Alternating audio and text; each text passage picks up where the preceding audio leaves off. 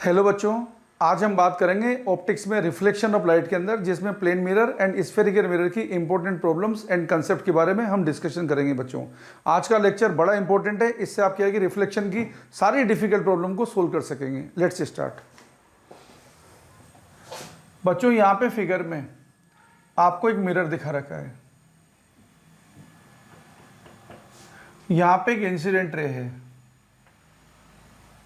ये incident ray बच्चों यहाँ पे 2 डिग्री पर सेकेंड से घूमती है क्लॉकवाइज डायरेक्शन में, और जो मिरर दिखा रखा है बच्चों, ये मिरर क्या है कि 4 डिग्री पर सेकेंड से हम घुमा रहे हैं, इसे भी क्लॉकवाइज डायरेक्शन घुमा रहे हैं।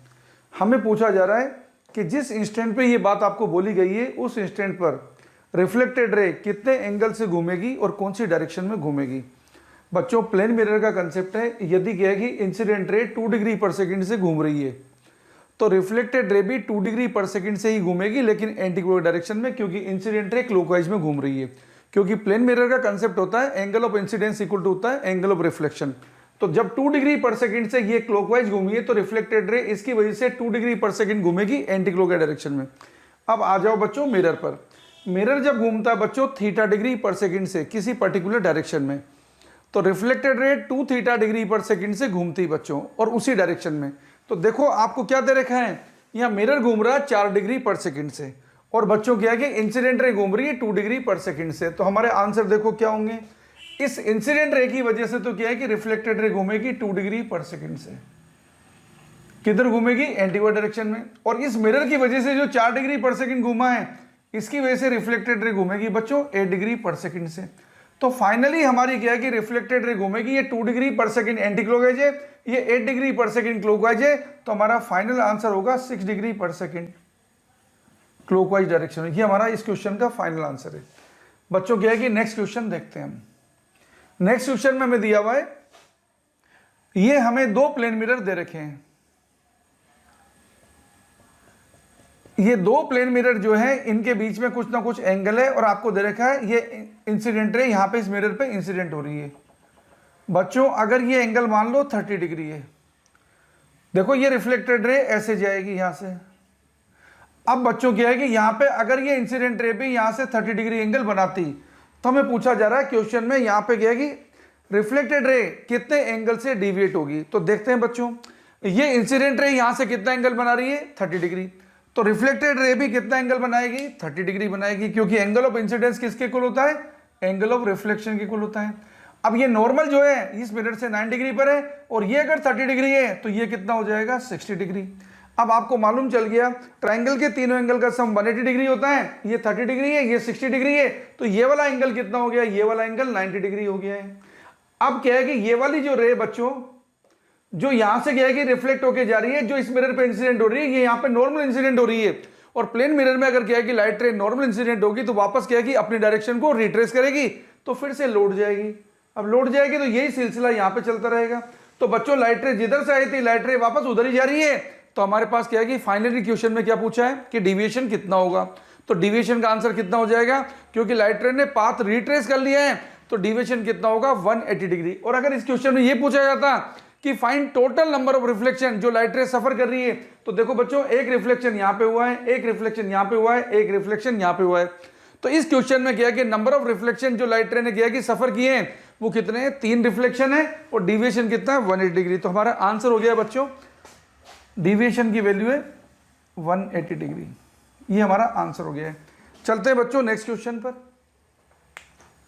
नेक्स्ट क्वेश्चन में हम आपको बता रहे हैं वेलोसिटी के बारे में। प्लेन मिरर का कंसेप्ट होता है कि मिरर के प्लेन में ऑब्जेक्ट अगर क्या है कि कुछ वेलोसिटी से चलता है, तो इमेज भी क्या है कि मिरर के प्लेन में उसी वेलोसिटी से चलती है। और मिरर के प्लेन के परपेंडिकुलर अगर क्या है कि ऑब्जेक्ट अगर क्या है कि v वेलोसिटी से चलता है, तो इमेज उसकी -v वेलोसिटी से आती है। ये हमारा कंसेप्ट है। इसी कंसेप्ट पे हम आपको क्या है कि क्वेश्चन समझा रहे हैं। ये आपको प्लेन मिरर दिखा रखा है। मान लीजिए हमारा मिरर जो है ये YZ प्लेन में है। हमारा मिरर YZ प्लेन में है, और यहां पे क्या है कि मिरर चल रहा है 2 सेंटीमीटर पर सेकंड से, और ये ऑब्जेक्ट जो है ऑब्जेक्ट चल रहा है यहां पे 3 सेंटीमीटर पर सेकंड से, तो चल रहा है x में, और 4 सेंटीमीटर पर सेकंड से चल रहा है वाई डायरेक्शन में। हमें पूछा है velocity of image with respect to ground क्या होगी। आप एक एक चीज को किया कि सेपरेट एनालिसिस कर लीजिए। आपका क्वेश्चन का आंसर किया कि निकालना आपके लिए बेहद आसान होगा, न कोई गलती होगी न कोई टाइम कंज्यूम होगा। आप क्या है कि इसे ये समझ लीजिए कि आधा मिनट भी आपको नहीं लगेगा प्रॉब्लम सोल्व करने में। आप एक एक करके सोल्व करिए। पहले आपको ऑब्जेक्ट दे रखा है 3 सेंटीमीटर पर सेकंड से।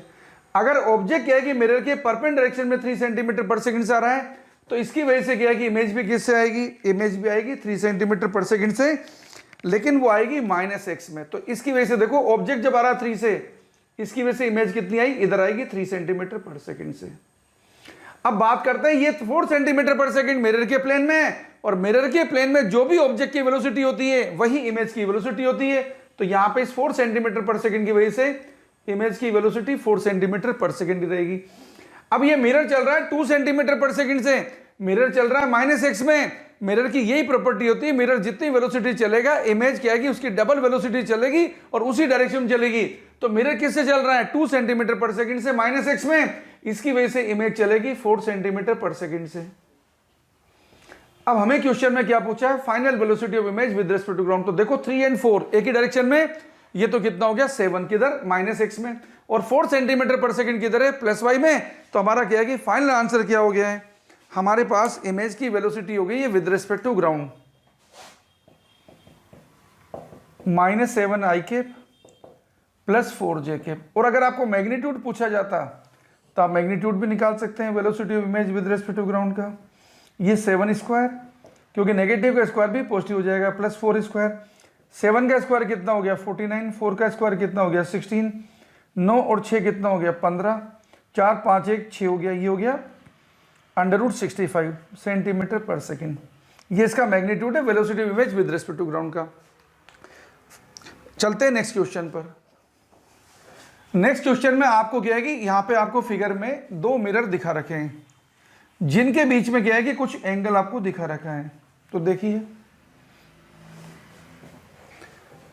ये फिगर दिखा रखी है, ये 2 मिरर दिखा रखे हैं जिनके बीच में एंगल है ना 180 डिग्री है।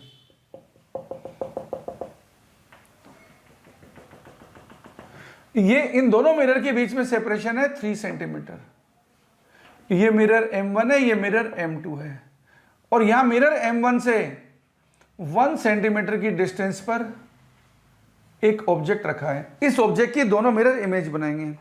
हमें यहां पर यह बताना है, find the separation between third image formed by both the mirror. दोनों मिरर क्या है कि 3 इमेज जो बनाएंगे उसमें थर्ड इमेज के बीच का सेपरेशन हमको बताना है।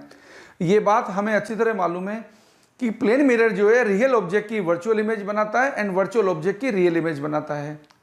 और यह भी हमें मालूम है कि जितना परपेंडिकुलर डिस्टेंस सामने ऑब्जेक्ट होता है मिरर से, उतना परपेंडिकुलर डिस्टेंस पीछे इमेज बनती है। ये 2 प्रॉपर्टी हम यूज करेंगे। तो देखो हम क्या कि इसको डायरेक्ट मेथड लगाएंगे। ये मिरर M1, ये मिरर M2। मिरर M1 इसकी इमेज बनाएगा 1 सेंटीमीटर दूर, और मिरर M2 इसकी इमेज बनाएगा 2 सेंटीमीटर दूर। अब इधर जो इमेज बनी है, देखो ये इमेज बनी I1, किसने बनाई है, M1 ने। ये इमेज इस मिरर के लिए ऑब्जेक्ट का काम करेगी। क्यों करेगी, देखो आप देख सकते हैं, ये यूं लाइट रे अगर जाती, ये लौट आती, और ये यूं जाती तो ये यूं लौट के आती, तो यहां से रिफ्लेक्टेड इसके लिए क्या बन जाती, इंसिडेंट। ये हमारी I1 थी। ये इमेज इस मिरर के लिए किसका काम करेगी, ऑब्जेक्ट का। इसी तरीके से इधर जो इमेज बनेगी, देखो ये यहां से लाइट रे आती इधर चली जाती, यहां से लाइट रे आती इधर चली जाती। ये हमारी इमेज बन रही है यहां पे 2 सेंटीमीटर पर। ये फर्स्ट इमेज है जो मिरर M2 ने बनाई है। ये इमेज इस मिरर M1 के लिए ऑब्जेक्ट का काम करेगी। ये इमेज I1 जो मिरर M1 ने बनाई है, ये M2 के लिए ऑब्जेक्ट का काम करेगी। हमें इतना चौड़ा इतना लंबा करने की जरूरत नहीं है, सिर्फ समझना था, इसलिए बात आपको बताइए। तो ये इमेज इसके लिए ऑब्जेक्ट का काम करेगी, ये इमेज इसके लिए ऑब्जेक्ट का काम करेगी। दोनों मिरर के बीच का सेपरेशन कितना है, 3 सेंटीमीटर। अब M2 इमेज बनाएगा 4 सेंटीमीटर पर, और M1 इमेज बनाएगा 5 सेंटीमीटर, 2 और 3, और फिर देखो 3 सेंटीमीटर सेपरेशन है। अब M2 इमेज बनाएगा 8 सेंटीमीटर पर, और ये इमेज बनाएगा M1 बनाएगा 4 और 3 7 सेंटीमीटर पर। हमें यहां पे पूछा है थर्ड इमेज के बीच का सेपरेशन क्या होगा। अब ये क्या है कि थर्ड इमेज है जो मिरर M1 ने बनाई है, ये थर्ड इमेज है जो मिरर M2 ने बनाई है। थर्ड इमेज के बीच का सेपरेशन है यहाँ पे कितना, 7 + 3 + 8 मीन्स 18 सेंटीमीटर। ये है हमारे पास separation between third image form by both the mirrors. अगर क्या है कि क्वेश्चन में ये पूछा गया होता कि ये जो इमेज बन रही है इसमें मोस्ट ब्राइटेस्ट इमेज की क्या है कि मिरर M1 से डिस्टेंस कितनी होगी। जब तक हमें सोर्स के बारे में नहीं पता जाता, सोर्स को हम पॉइंट सोर्स मानते हैं। पॉइंट सोर्स के केस में इंटेंसिटी जो होती है ये प्रोपोर्शनल होती है डिस्टेंस के स्क्वायर के इनवर्सली प्रोपोर्शनल होती है। तो देखो यहां पे क्या है कि ऑब्जेक्ट कितना दूर है 1 सेंटीमीटर, यहां से ऑब्जेक्ट कितना दूर है 2 सेंटीमीटर। तो सारी इमेज जो बनेगी इसमें सबसे ज्यादा ब्राइट इमेज कौन सी है, ये वाली ब्राइट इमेज है जो मिरर M1 ने बनाई फर्स्ट, मतलब 1 सेंटीमीटर जो डिस्टेंस होगी यहां से, this is the most brightest image. अगर आपको कोई पूछता सेकंड मोस्ट ब्राइटेस्ट कितनी होगी, तो देखो M2 से कितना दूरी बन रही है 2 सेंटीमीटर है, 2 यहां से कितना है 5, तो 5 सेंटीमीटर पे ये जो इमेज बनी ना आई, this is second most brightest. इस तरीके से अपन के कभी कभी ब्राइटनेस का क्वेश्चन आए तो हम आंसर कर सकते हैं। Let's start another question.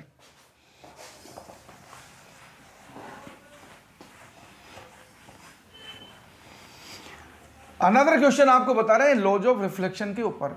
हम जानते हैं लॉज ऑफ रिफ्लेक्शन जो है उसके अकॉर्डिंग क्या होता है, angle of incidence angle of reflection के इक्वल होता है। ये हमारे पास लॉज ऑफ रिफ्लेक्शन है।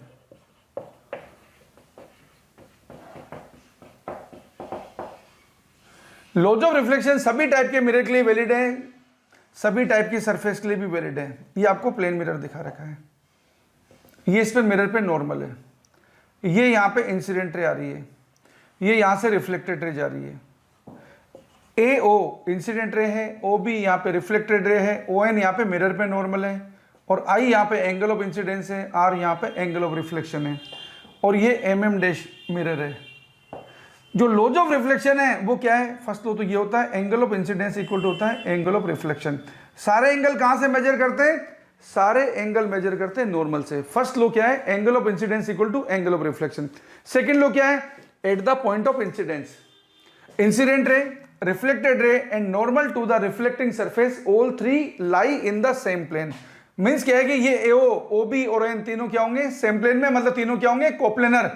अगर तीनों क्या है कि कोप्लेनर होंगे, मान लीजिए इंसिडेंट रे की डायरेक्शन यूनिट वेक्टर है EI कैप और रिफ्लेक्टेड रे की डायरेक्शन यूनिट वेक्टर है ER cap and normal to the reflecting surface इसकी डायरेक्शन यूनिट वेक्टर है N cap.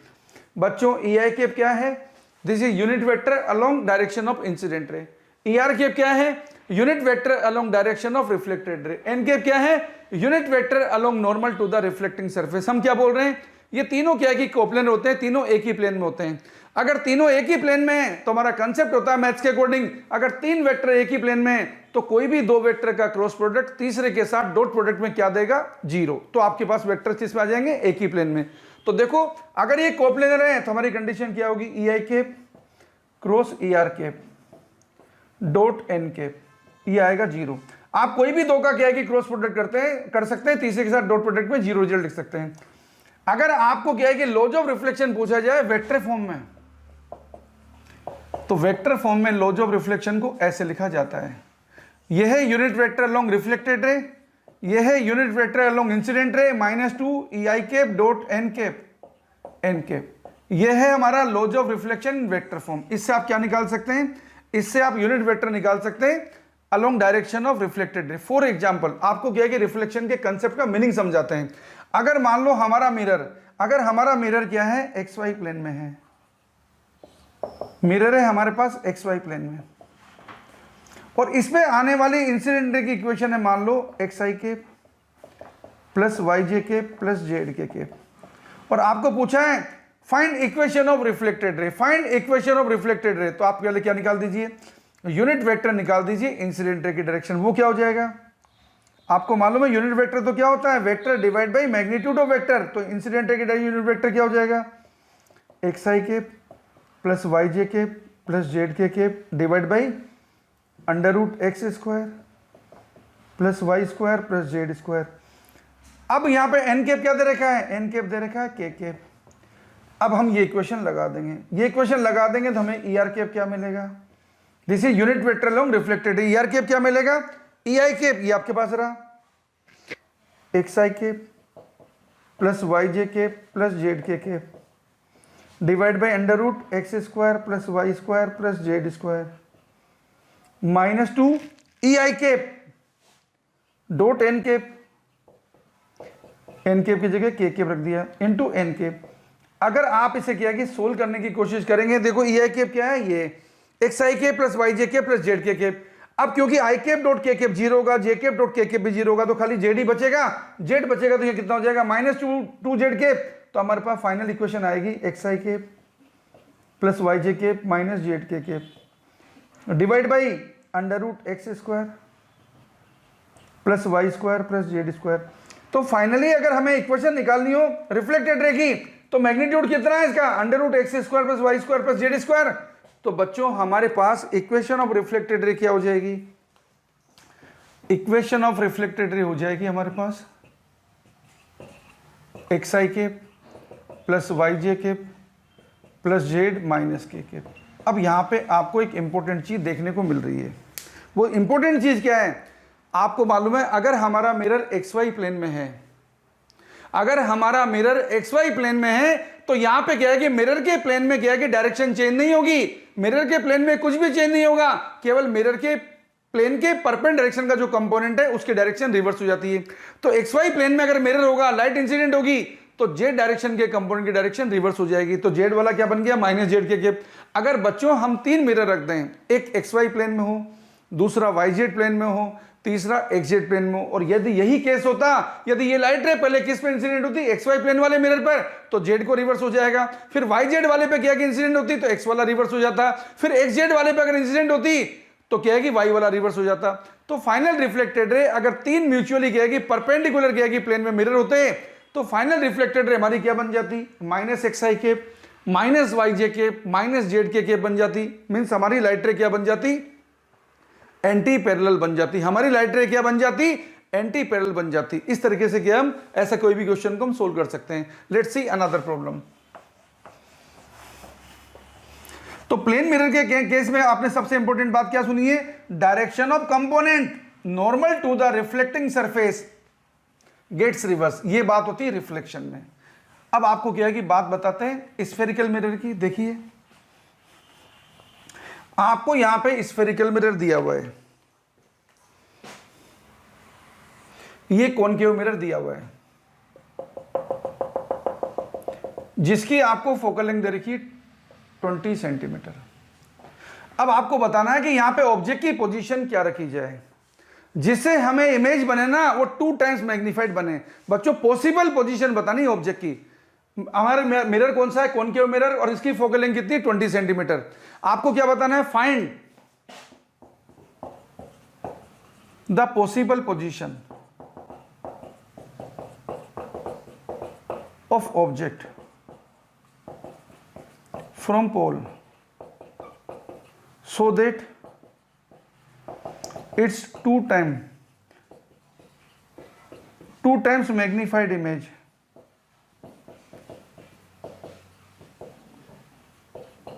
is formed।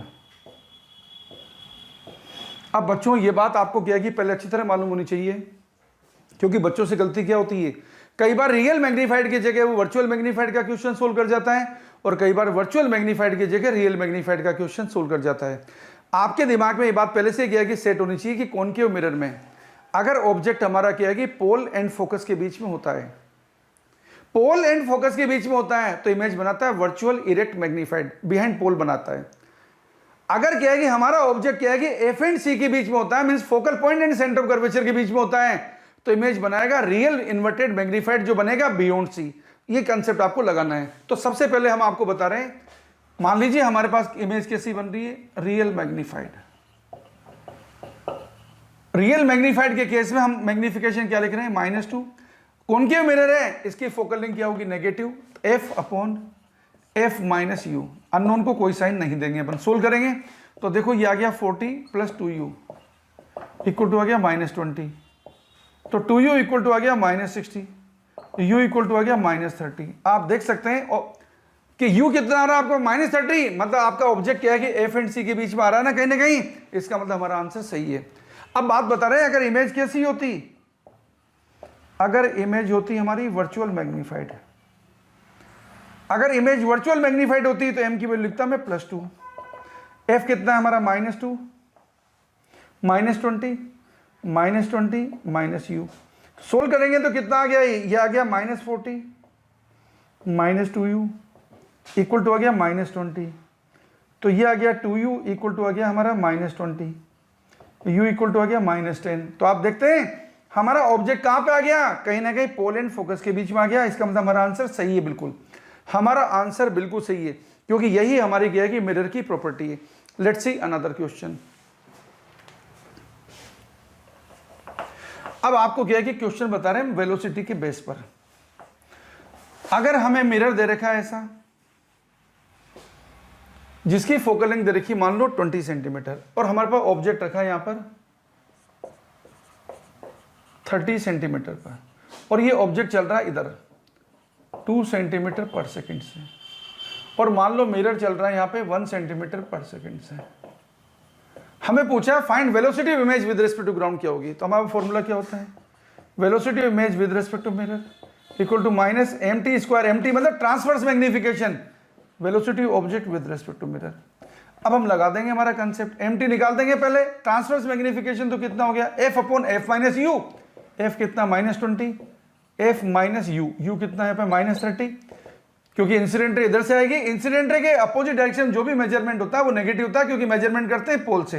Incident ray के डायरेक्शन में चीजें पॉजिटिव होती है, इंसिडेंट रे इधर से आ रही है, मेजरमेंट पोल से करेंगे, हमारा ऑब्जेक्ट इधर है तो इंसिडेंट रे के अपोजिट जा रहा है, इसलिए यू नेगेटिव आया।